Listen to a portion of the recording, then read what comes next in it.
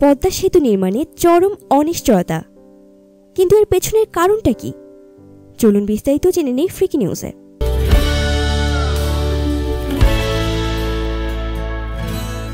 পদ্মা নদীর তলদেশে মাটির গঠনগত বৈচিত্র্যের কারণে পদ্মা সেতুর পিলারের দৈর্ঘ্য কত হবে তা নির্ধারণ নিয়ে তৈরি হয়েছে জটিলতা। প্রকৌশলীরা বলছেন, পদ্মার তলদেশের নিচে আরেকটা পদ্মার অস্তিত্ব রয়েছে বলে মনে হচ্ছে, কারণ কোনোভাবেই পিলার গাঁথা যাচ্ছে না।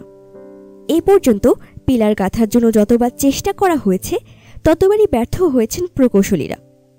জানা গেছে, পিলার গাঁথার জন্য যখন পদ্মার তলদেশের মাটির গভীরে পিলার গাঁথা হচ্ছে, সেসব পিলার কোথায় যে হারিয়ে যাচ্ছে তারও কোনো হদিশ নেই।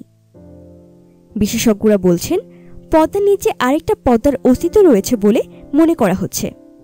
ফলে মাওয়া প্রান্তে পুরোদমে পাইলিংয়ের কাজ শুরু করা যাচ্ছে না। কিন্তু প্রকল্প পরিচালক বলছেন, সম্প্রতি দেশি বিদেশি পরামর্শকরা এই সমস্যার সমাধান করতে পেরেছেন। শিগগিরই নদীর দুই প্রান্তে একসাথে পুরোদমে পাইলিংয়ের কাজ শুরু হবে। এছাড়া বিশ্বের সর্বোচ্চ ক্ষমতাসম্পন্ন একটি হ্যামার যোগ হওয়ায় কাজে গতি আসবে বলে আশাবাদী তারা। পদ্মা সেতুর কাজ চলছে।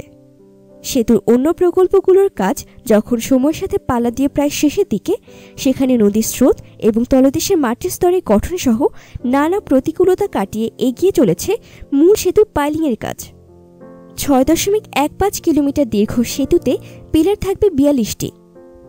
এক একটি পিলারের প্রাথমিক দৈর্ঘ্য ধরা হয় প্রায় 120 মিটার। তবে শুরু থেকেই নদীর মাওয়া প্রান্তে মাটির তলদেশে গঠন বৈচিত্র্যের কারণে দৈর্ঘ্য নিয়ে জটিলতা দেখা দেয়। এই প্রান্তে 6 ও 7 নম্বর পিলারের কাজ ধরা হলেও পরে তা অর্ধসমাপ্ত রেখে কাজ সরিয়ে নেওয়া হয় জাজিরা প্রান্তে।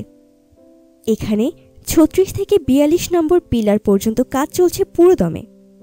মাওয়া প্রান্তে 1 নম্বর এবং 6 নম্বর থেকে 12 নম্বর পিলারের দৈর্ঘ্য কত হবে তা এখন পর্যন্ত নির্ধারণ করা যায়নি। ফলে অন্য পিলারগুলোতে কাজ ধরা হলেও বন্ধ আছে এই কয়টি পিলারের কাজ। তবে সম্প্রতি সমস্যার সমাধান হয়েছে বলে জানালেন পদ্মা বহুমুখী সেতু প্রকল্প পরিচালক শফিকুল ইসলাম। পদ্মায় যোগ হয়েছে বিশ্বের সর্বোচ্চ 3000 কিলোজুল ক্ষমতাসম্পন্ন নতুন একটি হ্যামার। জার্মানিতে তৈরি এই হ্যামার প্রায় 1.5 মাস সমুদ্র পাড়ি দিয়ে জুন মাসে মাওয়ায় এসে পৌঁছেছে। এটিকে এখন জাজিরা প্রান্তে পাইলিংয়ের কাজে ব্যবহার করা হবে। আগের দুটি হ্যামার তাই এখন ব্যবহার করা হবে মাওয়া প্রান্তে। সবকিছু মিলে পুরো নদী জুড়েই পাইলিংয়ের কাজে গতি আসার ব্যাপারে আশাবাদী প্রকল্প সংশ্লিষ্টরা। এখনও পর্যন্ত মূল সেতুর কাজ 52 ভাগ হওয়ার কথা থাকলেও শেষ হয়েছে মাত্র 44 ভাগ। ভিডিওটি ভালো লাগলে লাইক করতে এবং কমেন্ট করে আপনাদের মূল্যবান মতামত আমাদের সকলের সঙ্গে শেয়ার করতে ভুলবেন না কিন্তু।